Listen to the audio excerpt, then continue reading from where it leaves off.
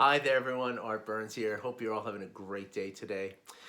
So, when I work with people to help them, reduce their stress and sort of, get into a position where they can show up for their lives. That's really what I do. It's far beyond just stress management because stress is what prevents us, or one of the things that can prevent us from living the life that we want to live. And so when I work with people to develop this, right, as we co-create this sort of path towards that end, right, it's always a different path, right? No two people are alike, whether it's parents or anyone else that I'm working with. It's always a very unique and sort of unpredictable kind of path that we walk together, right? But there's always a couple of things that are kind of benchmarks for everyone, no matter what, right? No matter what people are going through, no matter what people have gone through in their past that have kind of brought them to this point, and no matter what their goals are in the future, no matter what their relationship to stress and the stresses in their lives, and whatever it is, there's always a few different things that kind of need to get touched on, need to get addressed, right? And one of those things is forgiveness. Okay, and forgiveness and stress are absolutely linked together. In fact, the act of non-forgiveness, right, is the same thing. It's the same fear. It's the same sense of being out of control, of being unsafe, that causes any other sort of level of stress that we talk about, right? And in fact, lots of studies have shown, and lots of research has shown that when we are in a place of non-forgiveness, right, when we are refusing to forgive someone or ourselves for something that has happened, then the way the body handles that is through the secretion of cortisol, which is the stress hormone, right? So that's just a physiological reality, right? And the reason again for this is that when we're in that place of non-forgiving, right, when we're in that place of I refuse to forgive this person because of blank, right, and even if that's ourselves, right, and that's what I'm going to get to as far as parents are concerned in a moment. But when we're acting in that way, right, you could call that holding a grudge, right? You could call it, just holding on to the anger. You could call it a vengeful kind of feeling. Any of those terms would apply. But when we're feeling that, we're feeling the same, again, the same fear, right? Remember, whether it's anger or shame or vengeance or jealousy or rage or whatever the emotions that we happen to be feeling, it's all going to be rooted in fear, right? If they're on the negative side of that dividing line, right? If you recall me saying this in a few other videos, the vast spectrum of human emotions really has one true division. If you boil it all down, it's either fear on one side or it's love on the other side, meaning that our emotions are always pushing us away from things that we're afraid of and towards things that we love. That's the way the emotions work, right? And so when we're unable to forgive someone for something, that's the same exact thing as feeling, whatever other fear that you might be feeling, right? Which is the same source of our stress, right? And so the problem is, like most stress for most people in the modern world, right? We're not stressed because of saber-toothed tigers jumping out at us, right? We're not stressed because, most of us, thankfully are not stressed because we don't have, shelter and food and that kind of stuff, although that's becoming more and more. More and more people in the world are struggling with that. So of course that stress is very real, right? If you're waking up in the morning, you don't know where your food is coming from, then that's a very real stress, right? But for most people, in our modern society, whatever your sort of demographic and everything like that, most of us, the majority of us are still pretty secure when it comes to our food and our shelter and our, safety, right? So therefore the stress that we're feeling is coming from our thoughts. And this is particularly important when we talk about forgiveness, okay? Because forgiveness, right, if we're unwilling to forgive someone, right, so let's call it unforgiveness, right, when we're unwilling to forgive someone, we're practicing that unforgiveness, right, what we're doing is we're thinking about that thing, right, every time we think about it, right? Every time it happens, that thought comes up, our body, our brain, and the rest of our body respond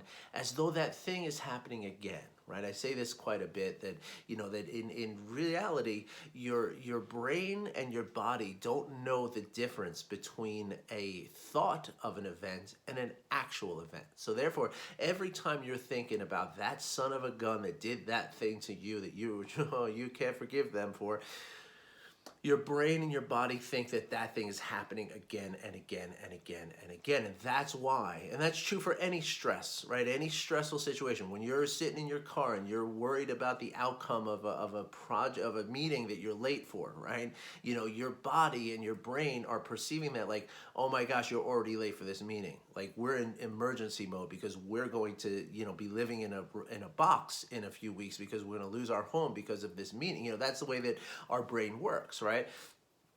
And so the same thing with unforgiveness, right? Every time you're thinking about that thing that someone did, now you're in that stress response, and your body the reason the stress response happens is because your body thinks that that's what's happening to you right now, right? Like, there's something that somehow, if your heart rate elevates and your blood pressure increases and all the blood gets into the outer extremities of your body, that somehow you're going to be able to run away from or fight off this thing that's happening. Right? That's the whole point of the stress response, right? Remember, it's a physical response to something that is most often a mental or emotional experience, right? So, when we come to parenting, right? And I want to talk about this in terms of self-forgiveness and how it relates to self-compassion, right? And I shouldn't even say self-forgiveness, but really how forgiveness in general relates to self-compassion, right?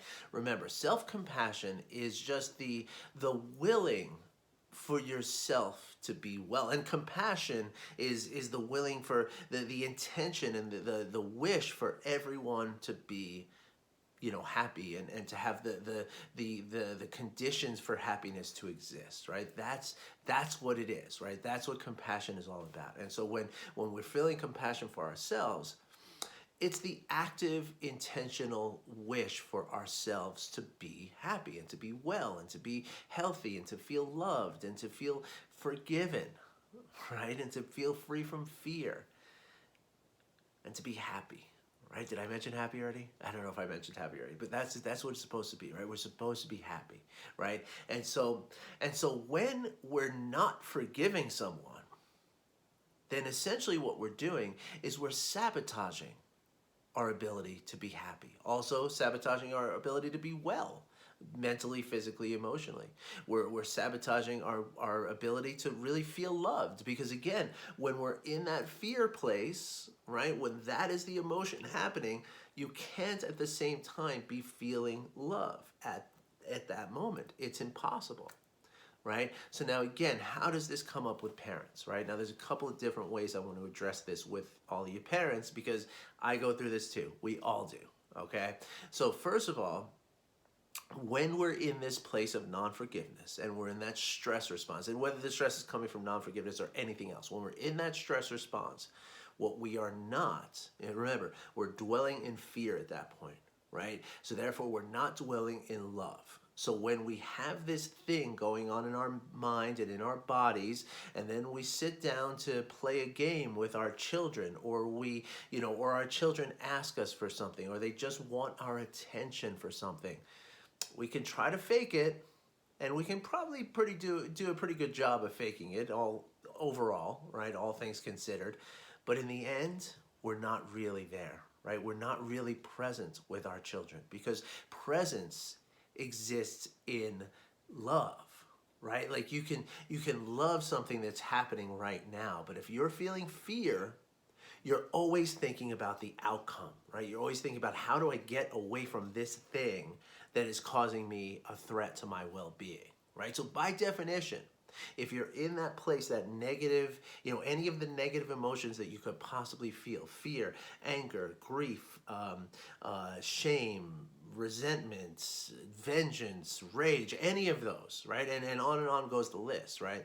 Any of those emotions that you can possibly feel, you are necessarily and by definition, you are not dwelling in the present moment. You are dwelling in a future moment that you wish to reach that is away from this danger, right? Whereas when you're dwelling in love, it's very possible now to be present with what's going on because you love it. There's no need to go anywhere, right? There's no need to escape or to strive for anything because you have what you need right now because this is what you love, right? So when we're feeling that stress response, right? And again, one of the key, the reason why I'm connecting the forgiveness to the stress response, right, is because it's so prevalent for us, right? We, in the same way that a lot of people feel that, if I practice self-compassion, right, it makes me softer. It doesn't drive me. It takes away my edge, that thing that makes me, right? But in fact, as I've told you here many times before, research, abundant research and unambiguous research is showing that is completely the opposite of the truth, right? The fact is, it turns out that no, supporting ourselves and practicing forgiveness is actually the best way to motivate ourselves and the best way to sharpen ourselves and to be who we can really be. Okay, it's not me. That's, hundreds of researchers out there talking about that over the last 10 years, right? And so the same thing is true for forgiveness, right? A lot of times when people hear me talk about forgiveness, and again, it's something I talk about every single person I work with, right? Because it's so important, because it's such a particularly Western thing, I believe, right? That when people hear me say forgiveness, they think, okay, whoa. If I forgive someone, then they're gonna walk all over me again, and then they're gonna be, they're gonna take advantage of me, and I'm gonna just get hurt over and over and over again. Why the heck would I do that, Art? And of course, if you look at it that way, yeah, I mean, logic would say that no, you wouldn't want to do that, right? And that's the thing, right? When people say that back to me, what they're doing is they're really defining forgiveness. I have to say, it's like incorrectly, right? Because forgiveness is not absolution. Forgiveness is not surrender, right? Forgiveness is not giving someone license to hurt us, right? And in fact, forgiveness is not something that we even have to tell anybody that we're doing, right? So the person that hurt us, forgiveness does not mean picking up the phone and calling someone who did something bad to you and saying, you know what, man, I forgive you. Just want to let you know it's all good. Thank you. Carry on. That's not what forgiveness is, right? Forgiveness is just the ability for ourselves to just unload ourselves of this burden, of this unforgiveness, right? To let go of the emotions, to move ourselves from the emotions of anger and fear and resentment and rage and vengeance and all these different shame and all these different, emotions that we have, move ourselves into the positive emotions. And we do that not for the benefit of someone else. We do that for the benefit of ourselves, right? And again, for the physical, emotional, and mental well-being of ourselves, right? So there's I'm going to give you a couple of ways. And so again, as we're parents, right, this often applies to ourselves, right? Like, if we're honest with ourselves, right, we constantly berate ourselves. We constantly hold ourselves to such a high standard when it comes to our parenting, right? Am I doing it right? Would my parents approve of what I'm doing? Would my friends approve of what I'm doing? Would I be ashamed if someone walked into my house right now? Right, unannounced. Like, I would be horrified. I would feel horrible about it, right? So these are ways in which we're beating ourselves up. And oftentimes when we answer these questions, right? Like, yes, I would be horrified if somebody walked in here. No, my parents wouldn't approve of what I'm doing. No, I'm not happy with my own performance here, or what have you, right? When we start to answer those questions, right, that's when we feel like, gosh, I'm such a terrible person. I'm such a terrible parent. How could I possibly screw up so badly, right? And those are the kind of thoughts those are the kind of, internal chatter that we use for ourselves, right? And so this is where, forgiveness is especially important for parents. Not only, again, as I said before, the first point is actually even more important, that you want to be present with your children. And if you're not forgiving someone or yourself or whatever, if you're holding unforgiveness for someone, then you're literally not present with your children, right? And so right away, now that is taking away at least 50% of your parenting, skills, right? Like anything that makes you a good parent, you're cutting it off at the knees at that point, right? And again, so that's the primary reason. But again, the secondary reason for forgiving ourselves as parents is because as we dwell in this, this mire of unforgiveness for ourselves, what we're doing is creating a cycle, right? And we're just creating that cycle that we're kind of never out of, right? And once we let ourselves get down in there, and it becomes so hard now to get even a little win that will pick us up. And then what happens is, now our children start to feel like they can't forgive themselves. And as I've told you here before, your children are going to really tend to think that whatever stress you're feeling, what they sense in you, they're going to feel it's their fault. Right? You see how that's cyclical again, right? That's what it is. It's all cyclical, right? And so when your kids feel that it's their fault, they just come into their shell, and this is they tune out. They're going to start, exhibiting behaviors that are going to make you feel even more ashamed, right? Because it's going to be, you're going to see this as a reflection on yourself. Again, it's a cycle that keeps going and going and going. And the results of the trauma are going to be more trauma, right? So that's why, to break this cycle and to be present with your kids, the thing you got to do is to forgive yourself, right? Just the way it is, right? So how do we do this, right? Because if it was that easy, all of us would do it, right? So it requires a bit of a mental shift, right? And so the first way that I would like to kind of ask you to consider this mental shift, and maybe you can do this every day now for the next week, right? If you're into it, I invite you to try this, okay?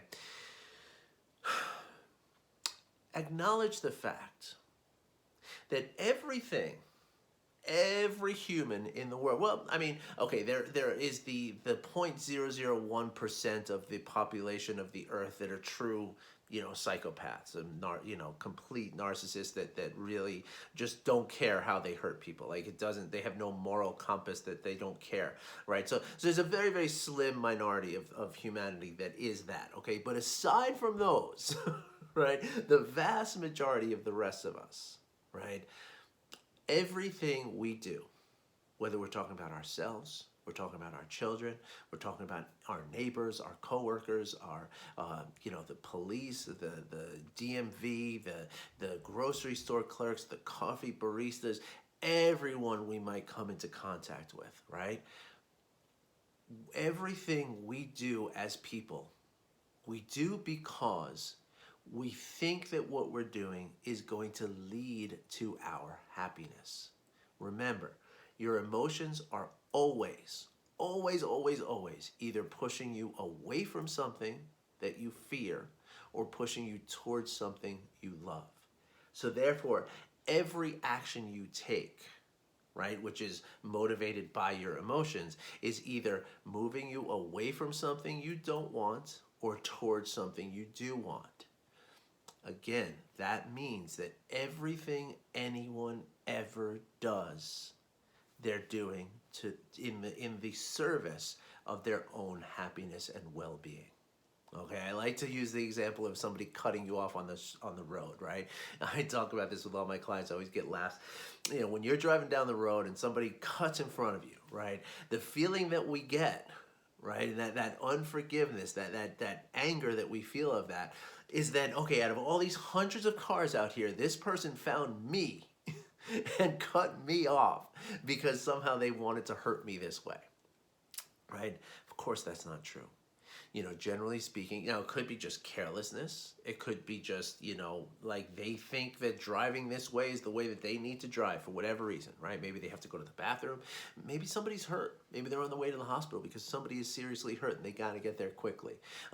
Maybe they have a babysitter that needs to leave and they got to get home. Maybe it's a tea time. It's not for us to approve tea time being golf, right? It's not for us to approve what that thing is that's making them happy, right? It's not for us to judge it, right? But if we were in their place, the point is that we would probably do the same thing because they are just doing what they feel is going to make them happy. So what I'm going to ask you to do now is two different things, okay?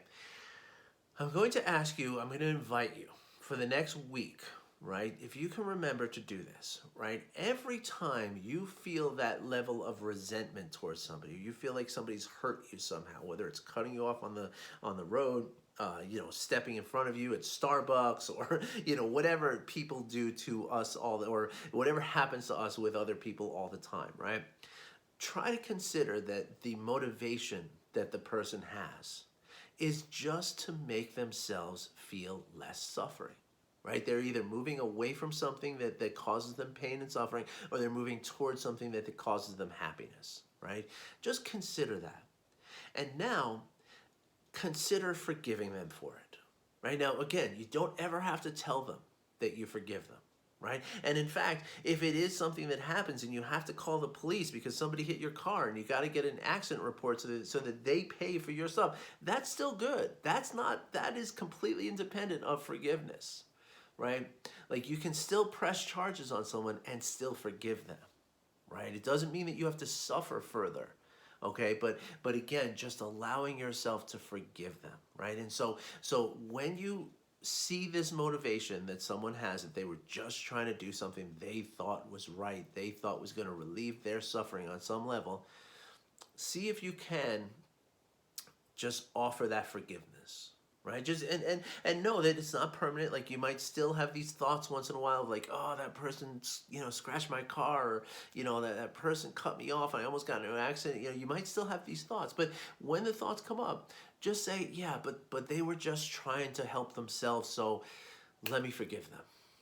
And then what I want you to do is, or I'm inviting you to do, is to notice how that feels in your body. Right?